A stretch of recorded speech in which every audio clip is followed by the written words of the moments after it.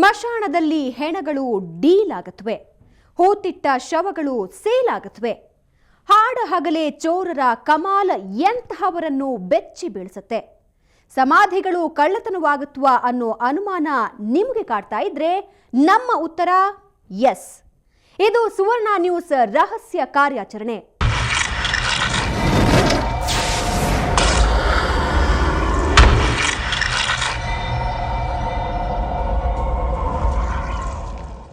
ಸತ್ತ ಮೇಲೇನೆ ನೆಮ್ಮದಿ ಅಂತೀವಿ, ಅದು ಒಂಥರ ನಿಜಾನೂ ಹೌದು.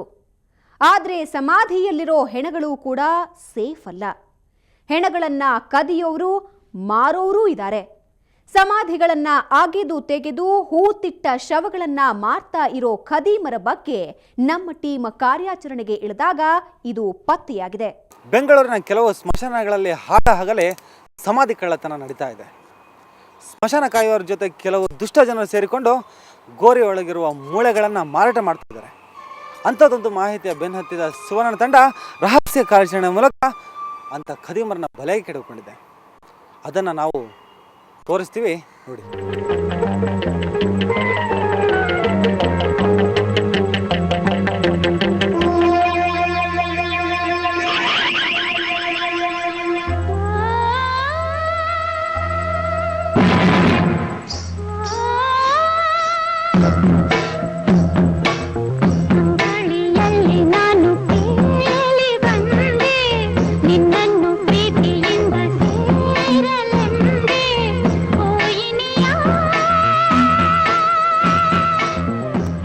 ಸ್ಮಶಾನ ಇಲ್ಲಿಗೆ ಬರೋಕೆ ಯಾರು ತಾನೇ ಇಷ್ಟಪಡ್ತಾರೆ ಹೇಳಿ? ಆದರೆ ಒಂದಂತೂ ಸತ್ಯ, ಇಷ್ಟ ಇದೆಯೋ ಇಲ್ವೋ ಎಲ್ಲರೂ ಒಂದಲ್ಲ ಒಂದಿನ ಬಂದು ಸೇರೋದು ಇಲ್ಲಿಗೇನೆ. ಆದರೆ ಇವತ್ತಿಗೂ ಸಾಕಷ್ಟು ಮಂದಿ ಸ್ಮಶಾನದ ಹತ್ತಿರ ಹೋಗೋಕ್ಕೂ ಹಿಂದೆ ಮುಂದೆ ನೋಡ್ತಾರೆ. ರಾತ್ರಿ ಆದ್ರಂತೂ ಇತ್ತ ಸುಳಿಯೋದೇ ಇಲ್ಲ. ಏನೋ ಒಂಥರ ಭಯ ಅವರನ್ನ ಕಾಡುತ್ತೆ.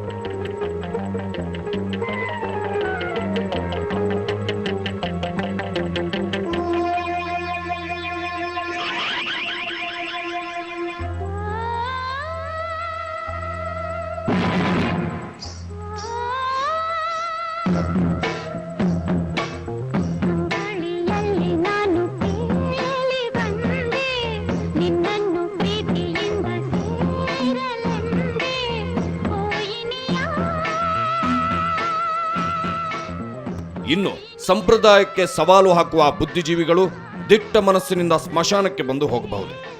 ಅಂಥ ಬುದ್ಧಿಜೀವಿಗಳೇ ಆಗಲಿ, ಸಂಪ್ರದಾಯವಾದಿಗಳೇ ಇರಲಿ, ತಮ್ಮವರು ಸತ್ತ ನಂತರ ಸ್ಮಶಾನಕ್ಕೆ ಬಂದು ಸಮಾಧಿಗೆ ಗೌರವ ಸಲ್ಲಿಸೋದನ್ನ ಮಾತ್ರ ಮರೆಯೋದಿಲ್ಲ. ಇವತ್ತಿಗೂ ಅದೆಷ್ಟೋ ಜನ 10 ವರ್ಷಗಳ ಹಿಂದೆ ಅಗಲಿದ ತಮ್ಮವರ ಸಮಾಧಿಗೆ ಬಂದು ಪೂಜೆ ಮಾಡ್ತಾರೆ. ಬೆಂಗಳೂರಿಗರು ಕೂಡ ಇದಕ್ಕೆ ಹೊರತಾಗಿಲ್ಲ. ಸಿಲಿಕಾನ್ ಸಿಟಿಯ ಹೈಟೆಕ್ ಜನರು ಕೂಡ ಅಗಲಿದ ತಮ್ಮವರ ಸಮಾಧಿಗೆ ಹೀಗೆ ಪೂಜೆ ಸಲ್ಲಿಸ್ತಾರೆ. ಆದರೆ ಅವರು ಪೂಜೆ ಸಲ್ಲಿಸ್ತಿರೋ ಸಮಾಧಿಯಲ್ಲಿ ತಮ್ಮವರ ಮೂಳೆ ಅಥವಾ ಬುರುಡೆಯಾದರೂ ಇದೆಯೋ ಇಲ್ವೋ ಅನ್ನೋದು ಅವರಿಗೆ ತಾನೇ ಹೇಗೆ ಗೊತ್ತಾಗಬೇಕು ಹೇಳಿ? ಅಚ್ಚರಿಯಾದರೂ ಇದು ಸುಳ್ಳೇನಲ್ಲ.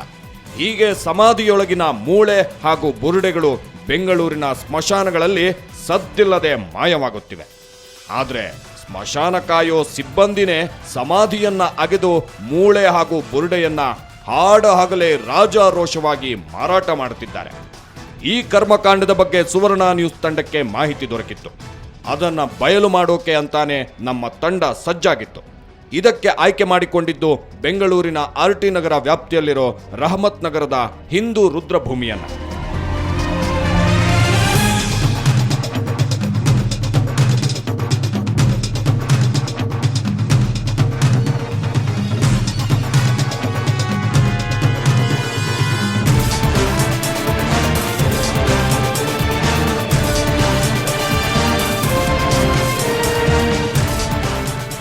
ಇಲ್ಲಿ ಸ್ಮಶಾನ ಕಾಯೋಕೆ ಅಂತ ಸಿಬ್ಬಂದಿ ನೇಮಕ ಮಾಡಿ ತಿಂಗಳು ಸಂಬಳ ಕೊಡ್ತಾರೆ. ಆದರೆ ಅವರು ಮೆಡಿಕಲ್ ಸ್ಟೂಡೆಂಟ್ಸ್ ಹಾಗೂ ಲ್ಯಾಬ್ಗಳ ಜೊತೆ ಡೀಲ್ ಮಾಡಿಕೊಂಡು ಮೂಳೆ ಹಾಗೂ ತಲೆಬುರುಡೆ ಮಾರಾಟ ಮಾಡೋ ದಂಧೆ ನಡೆಸುತ್ತಿದ್ದಾರೆ. ಈ ಬಗ್ಗೆ ಪಕ್ಕಾ ಮಾಹಿತಿ ಪಡೆದಿದ್ದ ನಮ್ಮ ತಂಡ ಕೂಡ ಮೆಡಿಕಲ್ ಸ್ಟೂಡೆಂಟ್ ಸೋಗಿನಲ್ಲೇ ರಹಸ್ಯ ಕಾರ್ಯಾಚರಣೆಗೆ ಇಳಿದಿತ್ತು. ಇಲ್ಲಿಗೆ ಬಂದೊಡನೆ ನಮಗೆ ಎದುರಾಗಿದ್ದು ಗಂಗಮ್ಮ. ಬಿಳಿ ಕೂದಲು, ಸುಕ್ಕುಗಟ್ಟಿದ ದೇಹ, ಮಾಸಲು ಸೀರೆ, ಬೇಸಿಗೆ ಬಿಸಿ ತಾಳಲಾರದೆ ಸಮಾಧಿಯಿಂದ ಎದ್ದು ಬಂದು ಗಾಳಿಗೆ ಕೂತಿದ್ದಾಳೇನೋ ಅನ್ನೋ ಹಾಗಿತ್ತು ಗಂಗಮ್ಮನ ದರ್ಶನ. ರಾತ್ರಿ ಇಂಥ ಅವತಾರದಲ್ಲಿ ಈಕೆ ಕೂತಿದ್ದನ್ನ ಯಾರಾದರೂ ಹಳ್ಳೆದೆಯವರು ನೋಡಿದ್ರೆ ಖಂಡಿತ ಎದ್ದು ಬಿದ್ದು ಓಡಿ ಹೋಗ್ತಿದ್ರೇನೋ. ಅದೆಲ್ಲ ಇರ್ಲಿ ಬಿಡಿ, ನಾವು ಹೋಗ್ತಿದ್ದ ಹಾಗೇನೆ ಮೊದಲಿಗೆ ಎದುರಾದ ಗಂಗಮ್ಮ ಮಾತಿಗಳಿದ್ಲು. ನಾವು ಮೆಡಿಕಲ್ ಸ್ಟೂಡೆಂಟ್ ಅಂತ ಹೇಳ್ತಿದ್ದ ಹಾಗೆ ಎಲ್ಲ ಅರ್ಥ ಆದವಳಂತೆ ಡೀಟೇಲ್ಸ್ ನೀಡೋಕೆ ಶುರು ಮಾಡಿದ್ಲು. ಆಗ ಸಮಯ ಮಧ್ಯಾಹ್ನ 2:20 ನೀವೇನಾ? ಅದು ನಮ್ಮ ಮೆಡಿಕಲ್ ಓದ್ತಾ ಇದ್ದೀವಿ ನಾವು. ಮೆಡಿಕಲ್ ಓದ್ತಾ ಇದೆಯಾ? ನನಗೆ ಕೆಲವೆಲ್ಲ ಇದು ಈ ಮೂಳೆಗಳೆಲ್ಲ ಬೇಕಿತ್ತು. ದುಡ್ಡು ಎಷ್ಟಾದರೂ ಪರವಾಗಿಲ್ಲ, ಅಡ್ವಾನ್ಸ್ ದುಡ್ಡೆಲ್ಲ ಕೊಡ್ತೀನಿ. ಅದು ಲ್ಯಾಬಲ್ಲೆಲ್ಲ ಸಿಗುತ್ತೆ, ಡೂಪ್ಲಿಕೇಟ್ ಸಿಗ್ತವೆ. ನಮ್ಗೆ ಸ್ವಲ್ಪ ಒರಿಜಿನಲ್ ಇದ್ದರೆ ಒಳ್ಳೆಯದು ಅಂತ. ಯಾವ್ದಾರ ಗೋರಿ ಆಗಿದ್ರೆ ಇವಾಗ ಇಮಿಡಿಯೇಟ್ ಯಾವಾಗ ಬೇಕು? ನನಗೆ ನಾಳೆ ನಾಡ್ದಂಗೆ ಸಿಕ್ಕಿದ್ರೆ ಆಗುತ್ತೆ. ಯಾವುದಾದ್ರು ಬಾಡಿ ಬಂದರೆ ಹಳೆ ಬಾಡಿ ಇದ್ದರೆ ಎತ್ತಿ ಕೊಡ್ಬೋದು. ಈಗ ಯಾವುದು ಬಂದಿಲ್ಲ ನಮ್ಮ ಕೈ, ಏನು ಮಾಡೋದು? ಇಮಿಡಿಯೇಟ್ ಇದ್ದರೆ ಆಗೋದಿಲ್ಲ. 15 ದಿವಸ ಟೈಮ್ ಕೊಟ್ಟರೆ ಕೊಡ್ತೀವಿ. 2-3 ದಿವಸ ಆಗುತ್ತಾ? 4-5 ದಿವಸ ಬಾಡಿ ಬಂದರೆ ಯಾವುದಾದ್ರು ಇಮಿಡಿಯೇಟ್ ಸಿಕ್ಕಿದ್ರೆ ಪರವಾಗಿಲ್ಲ. ಹಾಂ, ಇದು ಸ್ಮಶಾನ ಕಾಯುವ ಸಿಬ್ಬಂದಿಯ ಕರ್ಮಕಾಂಡ. ಸದ್ಯಕ್ಕೆ ಯಾವ ಹೆಣ ಬಂದಿಲ್ಲ. ಬಂದ ಕೂಡಲೇ ಹಳೆ ಸಮಾಧಿ ಅಗೆದು ಅಸ್ಥಿ ಪಂಜರ ಕೊಡ್ತೀವಿ, 4-5 ದಿನ ಬಿಟ್ಟು ಬಂದ್ರೆ ರೆಡಿ ಮಾಡಿಟ್ಟಿರ್ತೀವಿ ಅಂತಾರೆ. ಇವತ್ತೇ ಬೇಕು ಅಂದ್ರೆ ಯಾರಾದ್ರೂ ಸಾಯ್ಬೇಕಂತೆ, ಹೊಸ ಹೆಣ ಬರ್ಬೇಕಂತೆ. ತಿಂಗಳಿಗೆ ಇಂತಿಷ್ಟು ಸಂಬಳ ಕೊಟ್ಟು ಸ್ಮಶಾನ ಕಾಯಿರಿ ಅಂದ್ರೆ ಸಮಾಧಿ ಅಗೆದು ಮೂಳೆ ಮಾರಾಟಕ್ಕೆ ಇಳಿದು ಬಿಟ್ಟಿದ್ದಾರೆ.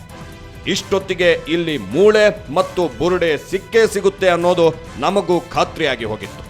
ಹೇಗಾದ್ರೂ ಮಾಡಿ ಈಗಲೇ ಬುರುಡೆ ಸಿಗುತ್ತಾ ಅಂತ ವಿಚಾರಣೆಗೆ ಮುಂದಾದ್ವಿ.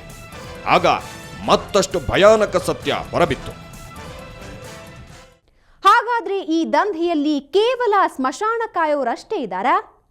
ಅವರ ಜೊತೆ ಇನ್ನೂ ಯಾರ್ಯಾರಿದ್ದಾರೆ ಅಂತ ಹೇಳ್ತೀವಿ ಚಿಕ್ಕದೊಂದು ಬ್ರೇಕ್ನ ನಂತರ.